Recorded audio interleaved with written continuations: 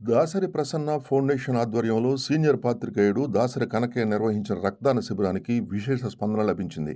Ongole red cross భవనంలో ఏర్పాటు చేసిన ఈ రక్తదాన శిబిరాన్ని ఏపీయూడబ్ల్యూజే రాష్ట్ర అధ్యక్షుడు ఐవి సుబ్బారావు ప్రారంభించారు. కార్యక్రమానికి శాంతారావు అధ్యక్షత వహించగా traffic CI Pandurangarao, brake inspector Kiran Prabhakar, red cross secretary Seeman Narayana, Chemakurthi ZPTC Vema Srinivasarao, APUWJ నాయకులు సురేష్ తదితరులు పాల్గొన్నారు. సుమారు 50 మంది ఈ శిబిరంలో రక్తదానం చేశారు.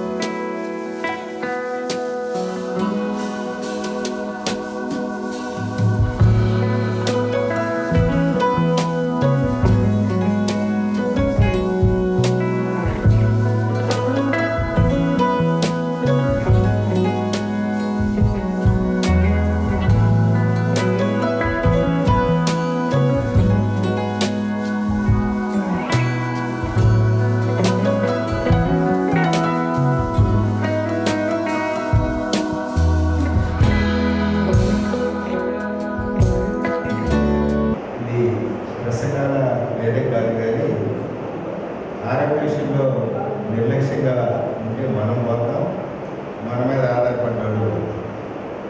అందుకని ముందు దేశ సేవ, వృత్తి సేవ, కుటుంబ సేవతో పాటు వాళ్ళు ఆరోగ్య సేవకి ప్రాధాన్యత ఇచ్చుకోవాలి. ఆ రోజు నేను ఎందుకు 7:30 ఫోన్ చేసి ఈరోజు ఏ వార్తలు పంపించలేదని ఫోన్ చేశాను. అక్కడికి ఆఫీసులో ఉన్నాడు, అన్నీ చెప్తాడు నాకు. ఆ అమ్మాయి అంతకుముందు ఒకసారి అలిగిపోతే నేను చెప్పాడు, దేవులాడు 3 రోజులు హాస్పిటల్లో ఉంటే చెప్పాను. 7:30 ఫోన్ చేస్తే అంటే నేను డాక్టర్ వెంకటేశ్వరరావు ఫోన్ చేస్తే ప్రమాదకరం మీరు వెళ్ళాను. అప్పుడు ఇతను తిట్టి పంపించి నేను రావుగూడ నుంచి వచ్చి ఉగ్రావు ఫోన్ చేసి, అంటే నాకు తెలిసి విషయం కానీ మానవ ప్రయత్నం చేయాలి కాబట్టి తీసుకెళ్ళాను. తోటి మన కుటుంబ సభ్యులు మన ఆరోగ్య సమస్యలు వచ్చినప్పుడు మన కుటుంబ సభ్యులతోటి, మిత్రులతో డిస్కస్ చేయడం అనేది చాలా ఇంపార్టెంట్. అది మిస్ కాకండి. ఇప్పుడే నేను ఇంటికాడ నుంచి వస్తుంటే ఒక మిత్రుడు నీతోటన్నా మాట్లాడి ఉండాల్సింది, పొరపాటున కిడ్నీలో రాళ్ళ కేరేసారి ఆపరేషన్ చేసుకున్నాను, ఇన్ఫెక్షన్ వచ్చి 1 రోజు జరగదు కదా, అది ఈరోజు చాలా నార్మల్. కాబట్టి ఆరోగ్య విషయంలో చాలా జాగ్రత్తగా ఉండాలి. నేను 25 years క్రితం పూర్తి స్థాయి రిపోర్టర్గా ఉన్నప్పుడు ఒక ఇంజనీర్ చెప్పాడు నాకు, 24 గంటలు రోజుకు నీ కోసం నీ గంట సేపు కేటాయించేవాడిని. నేను ఈరోజు వాకింగ్కి 1 hour చేయకుండా ఎక్కడ పోవాలి. అది ఎంత పెద్ద పని అయినా సరే, ముఖ్యమంత్రి గారు వస్తున్నారు నేనే ప్రోగ్రామ్ పోవాలైనా సరే నా వాకింగ్ చేసే పోతాను. ఖాళీగా ఉన్నప్పుడైతే 2 పూటలు చేశాను. అందుకని మనం ఈ ప్రసన్న చాలా చిన్న అమ్మాయి, సరైన సమయంలో సరైన ఈ రోజుల్లో ప్లేట్లెట్ దగ్గర చనిపోవడం అనేది చాలా బాధాకరం. 2 నెలలైనా చాలా బాధాకరం. ఎందుకంటే మనము మన కుటుంబ సభ్యులు, ఆ తర్వాత మన వృత్తి, ఆ తర్వాత ఈ దేశం ఈ సమాజం కోసం మనం చేసే సేవలో మనం ఎంత జాగ్రత్తగా ఉంటాం, మన మిత్రులు కూడా అంత జాగ్రత్తగా ఉండేట్టు మీరు చొరవ తీసుకోవాలి. కనుకకి మీ అందరికీ నేను చెప్పేది, పొదుగులు కిసు వీళ్ళేనా, రెడ్ క్రాస్ వాళ్ళేనా, జర్నలిస్టులు రక్తదానం పెట్టలేరా? నెక్స్ట్ ఇయర్ ఈయనకి జిల్లా కార్యదర్శి నాకు ముందు గుర్తు చేస్తే నేను కనుక ఖచ్చితంగా చెప్తా, మన జిల్లా కమిటీ నుంచి పెద్ద సంఖ్యలో ఈ కార్యక్రమంలో జర్నలిస్టులే రక్తదానం చేసే విధంగా మీరు జోక్యం చేసుకొని తీసుకోవాలని నేను నా తరఫున విజ్ఞప్తి చేస్తూ ఈ కార్యక్రమం కమిటీ గారు కాలేజీ దగ్గరికి వెళ్ళడం, మాతో మాట్లాడటం, ఆ తర్వాత ఫేవర్ రావడం, ఆ ఫేవర్ జాండీస్గా మారడం, అప్పుడున్న పరిస్థితుల్లో ఏదేమైనా మా చేతుల మీద ఉండనే మా కళ్ళ ముందే అమ్మాయి ప్రాణం పోవడం చాలా బాధాకరం. కలుసుకున్నప్పుడల్లా అది మాటలో చెప్పలేనంత బాధగా ఉంది. సరే, పాప చనిపోయినా ఆ పాప జ్ఞాపకాలు మనకు నిత్యం ఉండాలని చెప్పేసి తన మరణం కూడా ఇంకో 10 మందికి సహాయపడే విధంగా చేయాలని ఒక మంచి సంకల్పంతో దాసరి కమిటీ గారు ఈ రోజున ప్రతి సంవత్సరం బ్లడ్ డొనేషన్ క్యాంప్ ఏర్పాటు చేయడం. తద్వారా ఏంటంటే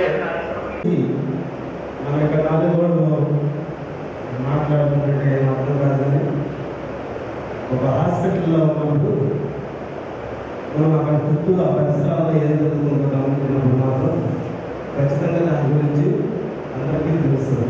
ఆ పెయిన్, ఆ బాధ, ఆ రక్తం యొక్క అవసరం ఏది కూడా తెలుస్తుంది.